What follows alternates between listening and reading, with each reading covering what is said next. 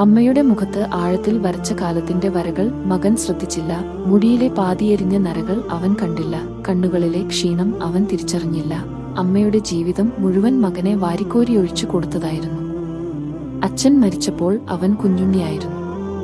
അന്നുമുതൽ അവന്റെ ജീവിതം അമ്മയുടെ കരങ്ങളിലായിരുന്നു. അമ്മ വീടാന്തരം കയറിയിറങ്ങി പണിയെടുത്തു.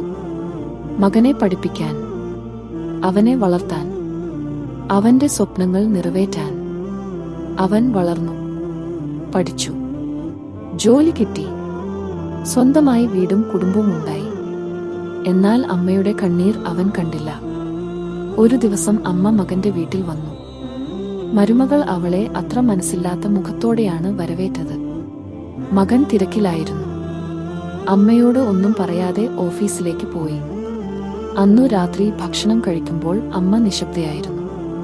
മകൻ അവളെ ഒന്നും ചോദിച്ചില്ല. മരുമകൾ അവളെ പരിഹസിച്ചു. അമ്മയുടെ കണ്ണുകൾ നിറഞ്ഞു.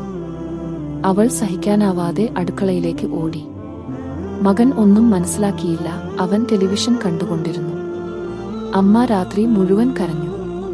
അവളുടെ മനസ്സ് തകർന്നു. പിറ്റേന്ന് രാവിലെ അമ്മ മകന്റെ വീട്ടിൽ നിന്നും പോയി. മകൻ അവളെ യാത്രയിക്കാൻ പോലും പോയില്ല. ഓഫീസിലേക്ക് പോകുന്നതിനു മുൻപ് അവൻ മരുമകളോട് അമ്മയെ വിളിക്കാൻ പറഞ്ഞു.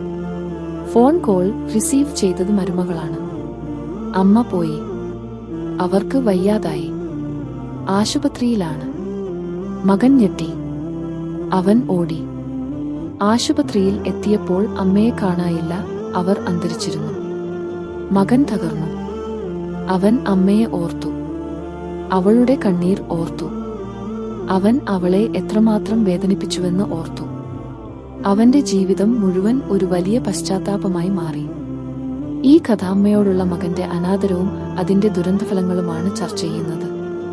അമ്മ മകനെ വളർത്താൻ എത്രത്തോളം ത്യാഗങ്ങൾ സഹിച്ചുവെന്നും അവൻ അതിനെ എത്രമാത്രം വിലമതിക്കാതെ പോയെന്നും കഥ വ്യക്തമാക്കുന്നു. അമ്മയുടെ കണ്ണീർ മകന്റെ ജീവിതത്തിൽ എന്നും ഒരു വലിയ പശ്ചാത്താപമായി മാറി.